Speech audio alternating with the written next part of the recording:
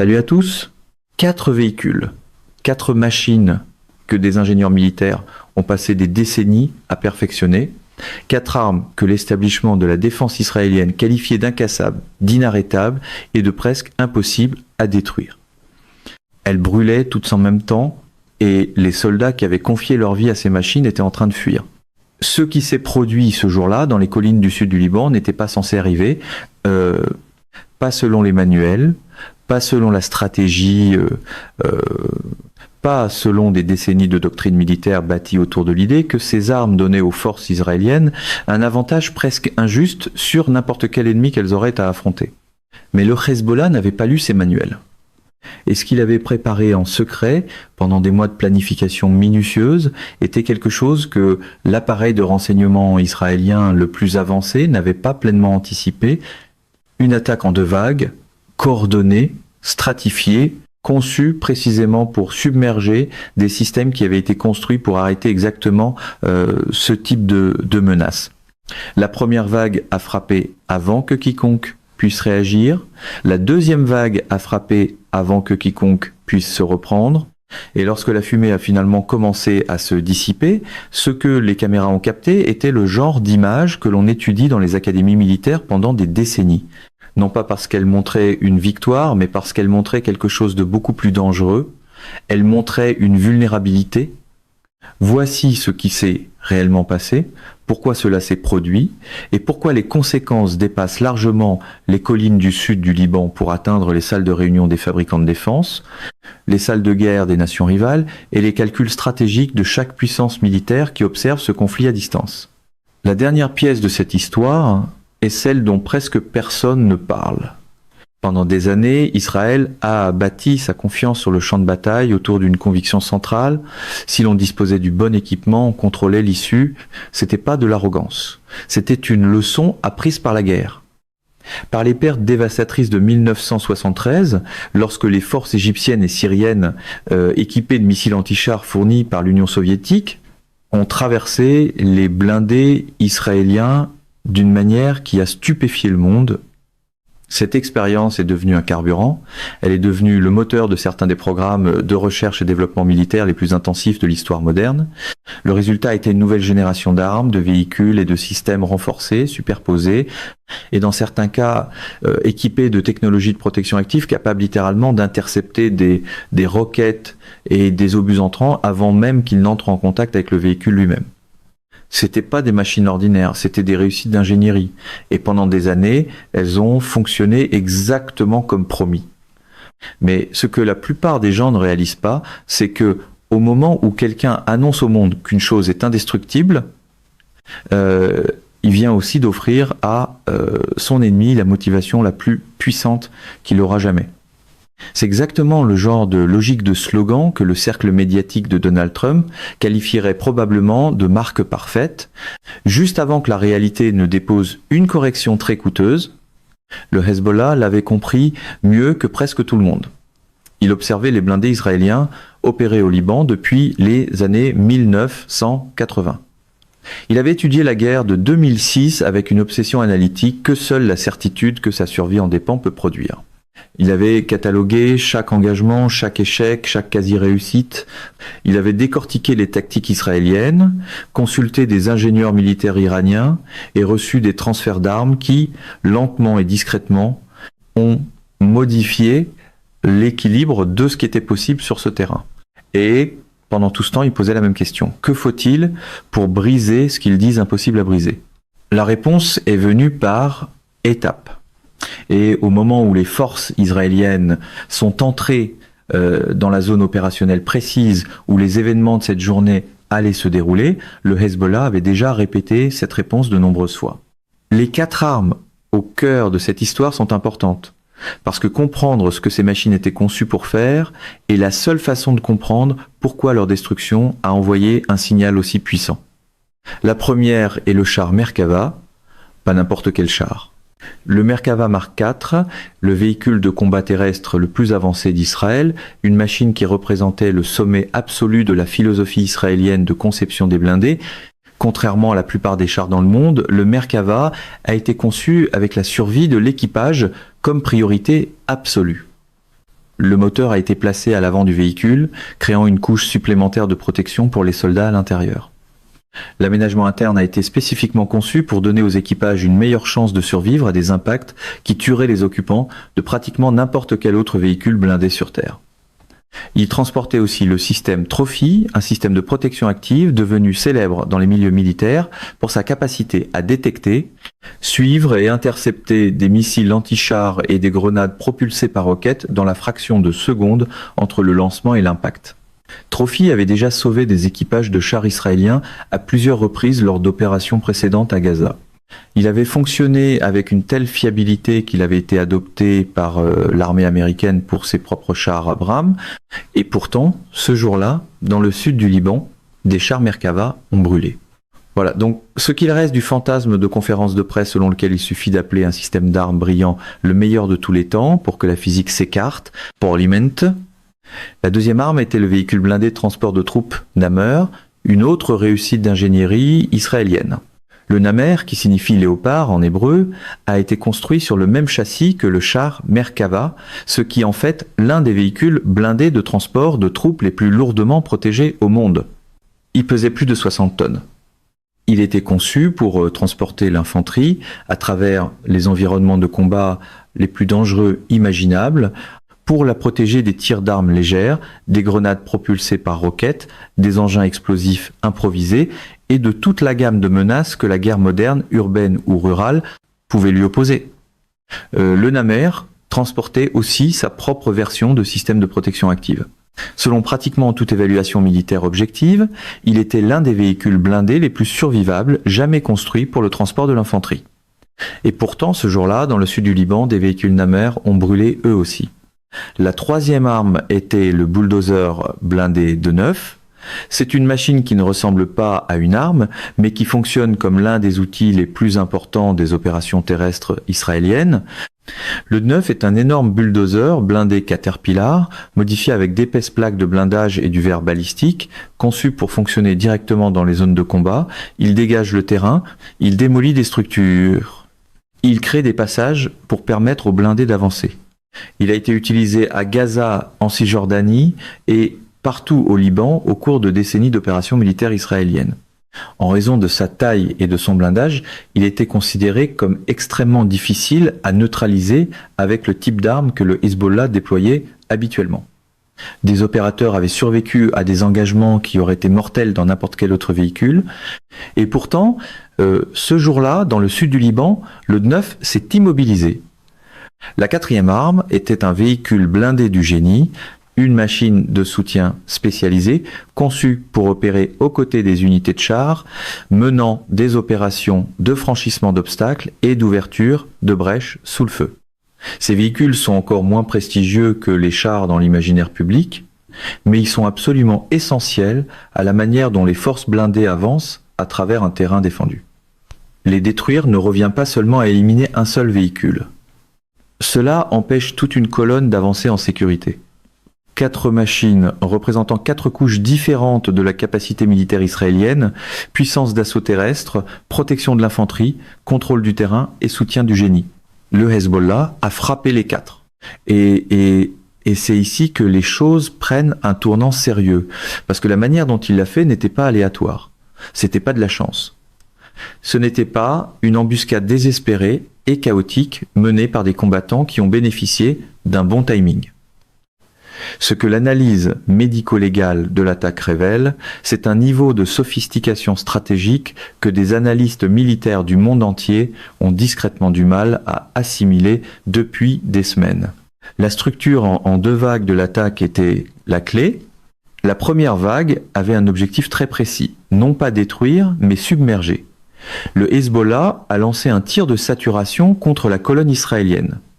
Des roquettes, des missiles anti-chars et d'autres munitions ont été tirées en volume et depuis des angles spécifiquement calculés pour forcer les systèmes de protection active. Trophy des véhicules israéliens a dépensé leurs munitions d'interception. Trophy fonctionne en tirant ses propres projectiles pour détruire les menaces entrantes, mais il transporte un nombre limité d'intercepteurs.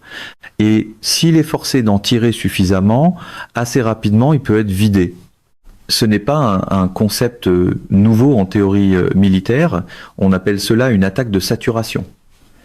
Un système de défense est submergé lorsqu'on le force à répondre à plus de menaces qu'il ne peut en gérer en même temps. C'est presque injuste pour la version de la guerre vendue sur les chaînes d'infos, où chaque système complexe est réduit à un slogan, une carte et un argumentaire très sûr de lui. Ce qui rendait l'exécution du Hezbollah remarquable, c'était la précision avec laquelle il avait calibré la première vague. Pas trop lourde, pas trop légère. Exactement suffisante pour dégrader les systèmes de protection sans engager pleinement ses munitions les plus puissantes.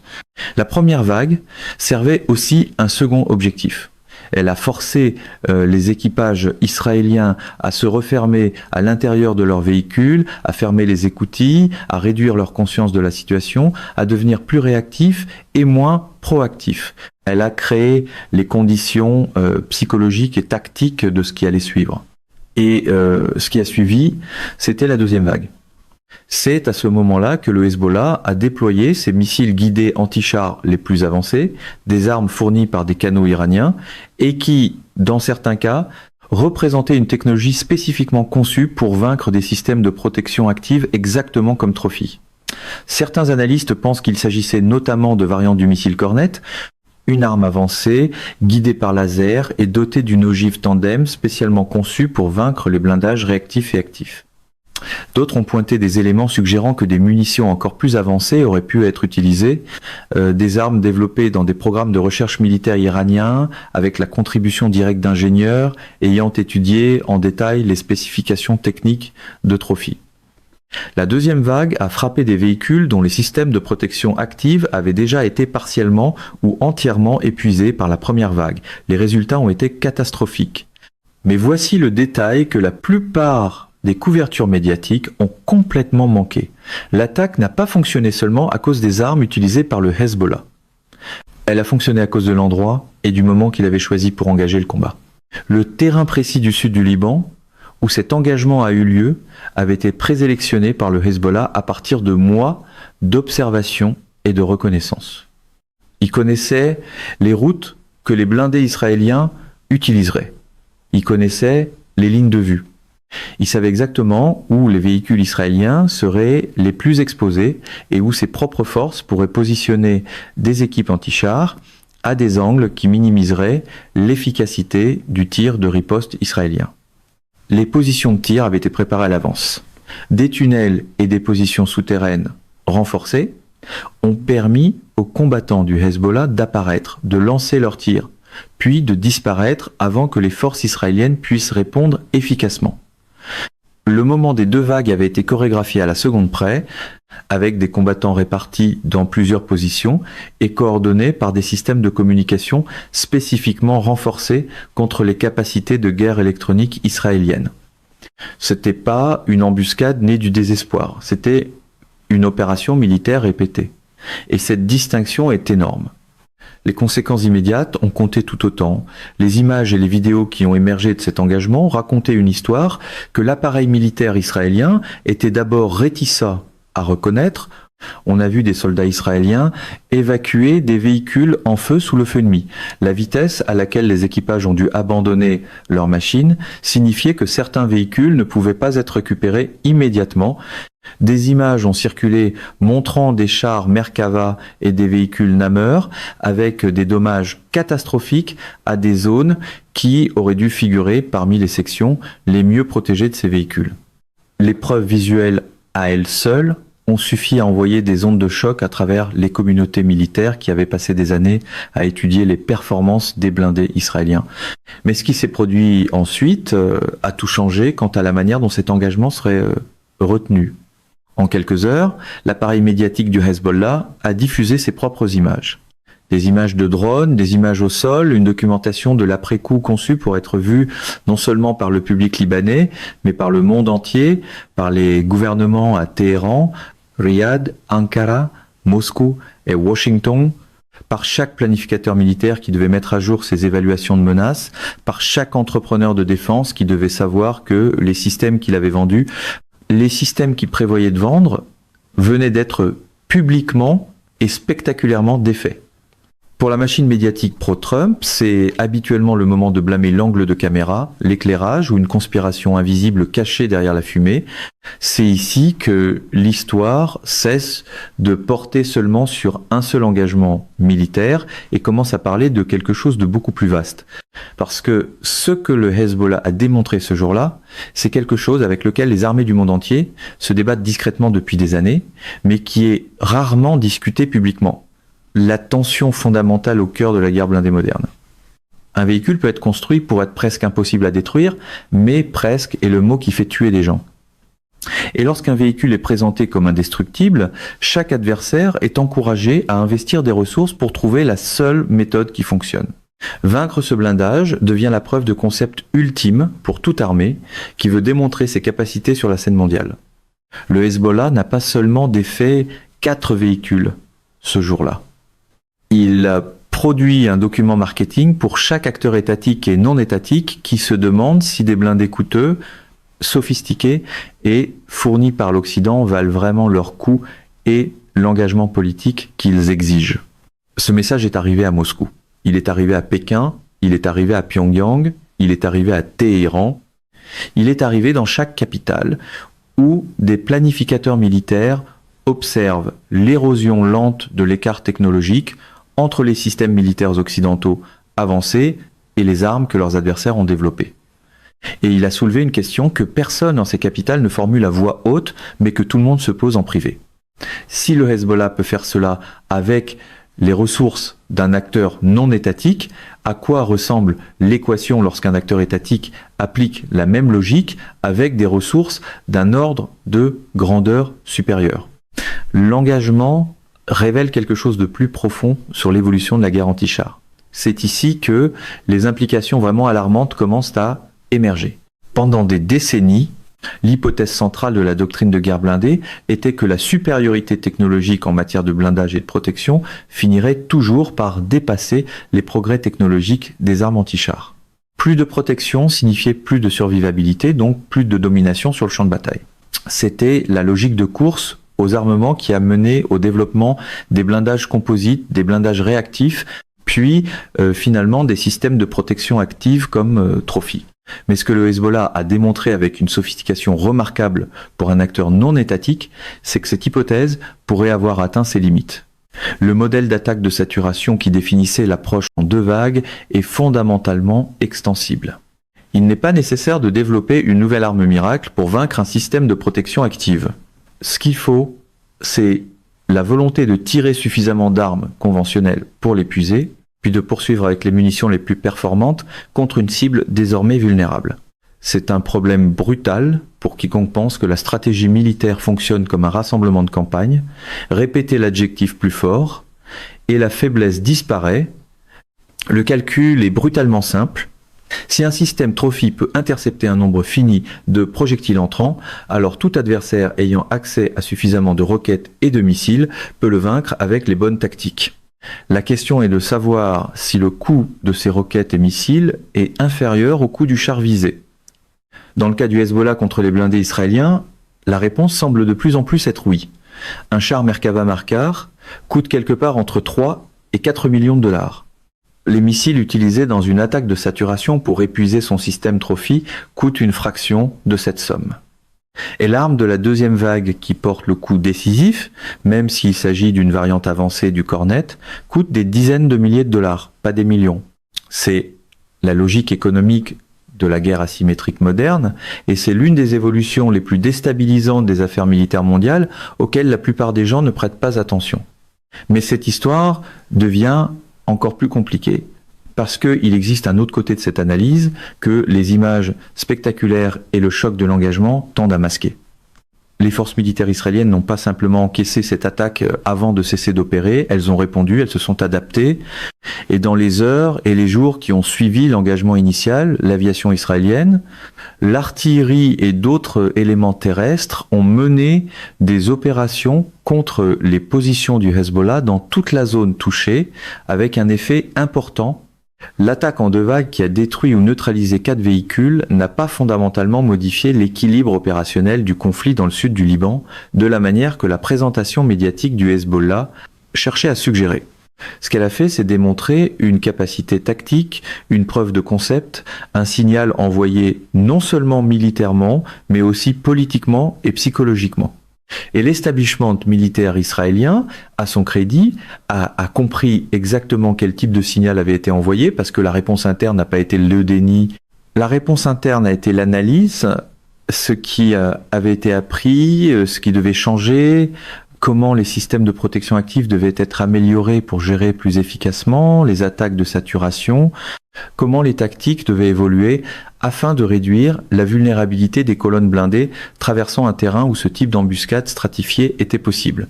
C'est la nature de l'adaptation militaire moderne. Tous les engagements ne sont pas remportés. La question est de savoir si les institutions apprennent plus vite que les adversaires n'innovent. Malheureusement, apprendre plus vite n'a jamais très bien tenu sur une casquette rouge ou dans un bandeau de télévision. Le contexte complet de cet engagement exige aussi de comprendre ce qu'est réellement le Hezbollah en 2024 et comment il est devenu capable de ce que le monde a vu. La plupart des couvertures médiatiques occidentales du Hezbollah tendent encore à décrire l'organisation dans un langage qui était exact dans les années 1990, mais qui est devenu dangereusement dépassé. Le Hezbollah est décrit comme un groupe terroriste, comme une organisation militante, comme un relais iranien. Toutes ces descriptions contiennent des éléments de vérité, mais aucune ne saisit ce que le Hezbollah est devenu en termes de capacité militaire. Aujourd'hui, le Hezbollah est une force militaire hybride dotée d'une structure d'armée permanente, d'un réseau logistique et d'approvisionnement sophistiqué, d'une architecture de commandement et de contrôle qui ferait l'envie de nombreuses armées nationales de taille moyenne, et d'un inventaire d'armes qui comprend des missiles guidés de précision, des missiles antinavires, des capacités de drones et un arsenal de missiles guidés anti-chars qui représentent certaines des armes les plus avancées de cette catégorie disponibles dans le monde. Cette transformation ne s'est pas produite du jour au lendemain. Elle s'est produite sur des décennies d'investissement délibérés par l'Iran, sur des années d'expérience opérationnelle acquises dans la guerre civile syrienne, où le Hezbollah a combattu aux côtés des forces gouvernementales syriennes contre toute une gamme d'adversaires et sur une approche analytique constante visant à étudier la doctrine et les capacités militaires israéliennes dans le but précis d'en trouver et d'en exploiter les vulnérabilités. L'organisation qui a combattu Israël en 2006 était redoutable. Ce qui existe aujourd'hui est catégoriquement différent, non seulement dans les armes, mais dans la doctrine, dans la sophistication tactique, dans la capacité de planifier et d'exécuter des opérations complexes en plusieurs phases, exactement du genre de celle qui a détruit ces 4 véhicules. Et cette évolution s'est produite pendant qu'une grande partie du monde regardait ailleurs. Gaza, l'Ukraine, la mer de Chine méridionale et les centaines d'autres points chauds qui se disputent l'attention mondiale.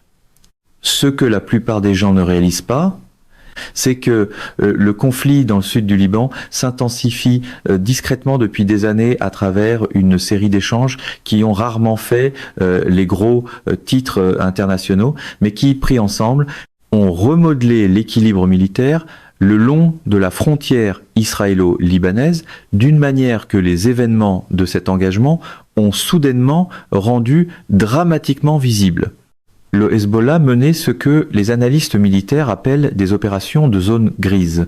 Tirs transfrontaliers réguliers, attaques de sondages, survol de drones, collecte de renseignements, le tout conçu pour rester juste sous le seuil qui déclencherait une réponse militaire massive d'Israël, tout en recueillant simultanément des données sur les dispositions des forces israéliennes, leur temps de réaction et leur schéma tactique.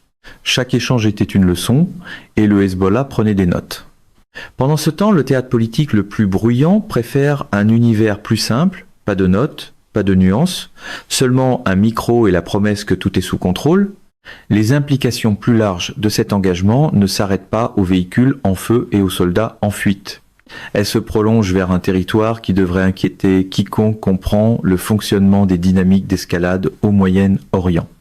La réponse militaire israélienne à ce type de revers tactique suit un schéma prévisible et, à certains égards, inévitable. Un précédent ne peut pas être laissé sans réponse. Si un acteur non étatique démontre qu'il peut vaincre les blindés les plus avancés dans une attaque coordonnée en 2 vagues, la pression politique et stratégique pour répondre de manière écrasante devient immense.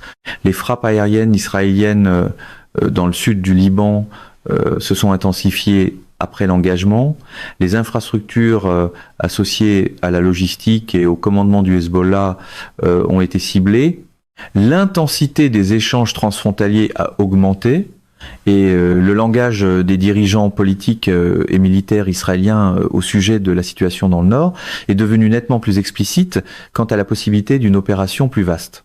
C'est ainsi que fonctionnent les échelles d'escalade.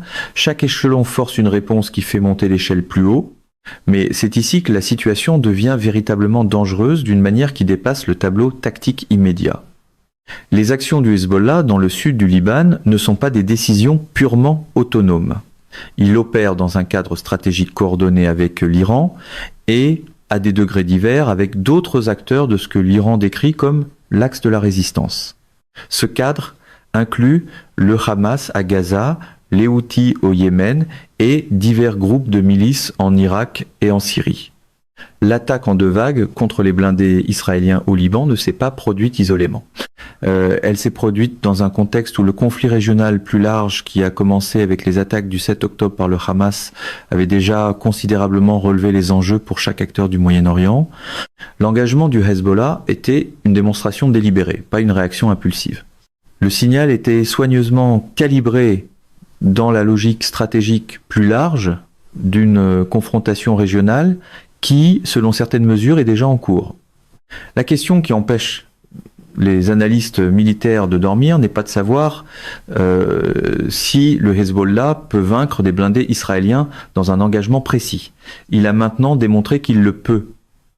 La question est de savoir quel est le seuil à partir duquel le Hezbollah décidera de passer du niveau actuel d'échange transfrontalier à quelque chose auquel Israël n'aurait d'autre choix que de répondre avec tout le poids de sa puissance militaire. Et la réponse à cette question n'est pas connue, ni par le renseignement israélien, ni par les analystes américains, ni par les diplomates qui travaillent frénétiquement par des canaux indirects pour empêcher la situation d'atteindre un point de non-retour. Ce que l'on sait, c'est que les deux camps font des calculs qui dépendent de la volonté de l'autre camp de cligner des yeux en premier. Le Hezbollah calcule que l'exposition d'Israël sur plusieurs fronts, son engagement en cours à Gaza, les pressions politiques internes et les inquiétudes au sujet du soutien américain à une guerre sur deux fronts créent une fenêtre dans laquelle il peut continuer à démontrer ses capacités sans déclencher la réponse israélienne complète. Israël calcule que le Hezbollah comprend le risque existentiel de franchir certains seuils et que l'Iran, au bout du compte, ne veut pas d'un conflit qui risquerait la confrontation militaire directe avec Israël et les États-Unis qu'une guerre totale entre le Hezbollah et Israël pourrait produire. Les deux calculs peuvent être corrects ou l'un d'eux peut être erroné d'une manière que personne ne découvrira avant qu'il ne soit trop tard. Et non, c'est pas le genre de problème que l'on règle avec un slogan à la Trump sur le fait d'être dur. L'escalade n'applaudit pas quand la phrase se termine. Et cela amène l'histoire aux détails dont presque personne ne parle. Les 4 véhicules qui ont brûlé ce jour-là dans le sud du Liban représentaient quelque chose qui dépassait leur valeur militaire individuelle. Ils représentaient un message sur la crédibilité. Et dans l'architecture de la dissuasion, la crédibilité est tout. La dissuasion stratégique d'Israël repose depuis des décennies sur la conviction, partagée par ses adversaires, que le coût d'une confrontation militaire avec Israël est tout simplement trop élevé. Cette conviction a été soutenue par la capacité militaire, mais aussi par la perception, par l'image de blindés israéliens avançant sur un terrain que les adversaires ne pouvaient pas arrêter, par la réputation d'un renseignement israélien sachant tout, d'une puissance aérienne israélienne pouvant frapper n'importe quoi, de forces terrestres israéliennes opérant avec une supériorité technique et tactique qui rendait la confrontation directe prohibitive. Chaque fois que cette image est endommagée, même dans un seul engagement, même d'une manière que l'équilibre militaire global peut absorber, le calcul de dissuasion se déplace légèrement. Et dans une région où la dissuasion est le principal mécanisme empêchant les conflits de devenir des guerres catastrophiques, même de légers déplacements, compte énormément.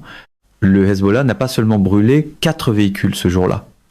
Il a envoyé un signal à chaque gouvernement de la région qui observe ce conflit, à chaque opération de planification militaire à Téhéran, Riyad, Ankara, et au-delà, indiquant que l'image de l'invulnérabilité militaire israélienne présente des fissures, que ces fissures peuvent être trouvées avec les bonnes armes, les bonnes tactiques et la bonne patience. La réponse à ce signal définira la trajectoire de l'arc de conflit le plus dangereux du Moyen-Orient, d'une manière qui commence seulement à devenir visible. Et la dernière couche de cette histoire rassemble tout d'une manière que la plupart des analyses de cet engagement n'ont pas réussi à saisir. Les carcasses brûlantes de ces 4 véhicules dans le sud du Liban n'étaient pas seulement un événement militaire. Elles étaient la représentation visuelle d'une transformation qui se construit depuis des années dans la nature même de la guerre moderne. L'âge de l'arme indestructible est terminé. Non pas parce que les armes ne sont plus puissantes, mais parce que le rythme de l'innovation dans les systèmes anti-armes, la diffusion mondiale de technologies militaires avancées par les chaînes d'approvisionnement iraniennes, russes et chinoises, et la sophistication tactique d'acteurs non étatiques qui ont eu des décennies pour étudier et s'adapter aux forces de leurs adversaires, ont réduit l'écart entre les armes les plus avancées du monde et la capacité de les vaincre plus vite que quiconque dans les grands établissements de défense ne veut l'admettre publiquement. Toutes les armées du monde se débattent avec ce problème en ce moment. Les leçons de l'Ukraine, où la guerre par drone et les munitions de précision bon marché ont à répétition vaincu des blindés occidentaux coûteux, renforcent la tendance déjà visible au Liban. Les leçons du Yémen, où les drones Houthis ont perturbé le transport maritime mondial et démontré la portée de ce qu'une force militaire relativement limitée peut accomplir lorsqu'elle est équipée des bons outils asymétriques. Et maintenant les leçons du sud du Liban, où un acteur non étatique, bénéficiant d'un soutien étatique sophistiqué, a démontré qu'il pouvait vaincre les véhicules blindés, les mieux protéger de l'inventaire israélien, avec une approche tactique en 2 vagues, soigneusement planifiées. Les établissements de défense à Washington, Jérusalem, Londres et Paris ne l'ignorent pas. Les briefings classifiés qui se tiennent en ce moment dans ces capitales sont chargés d'analyse sur ce qui s'est passé, ce que cela signifie et ce qui doit changer. Des milliards de dollars en recherche et développement de défense finiront par découler des leçons de ce seul engagement, alors que les ingénieurs se précipiteront pour trouver des moyens de rendre les systèmes de protection active résistants aux attaques de saturation, de développer de nouvelles configurations de blindage et de repenser la manière dont les véhicules protégés se déplacent en terrain contesté.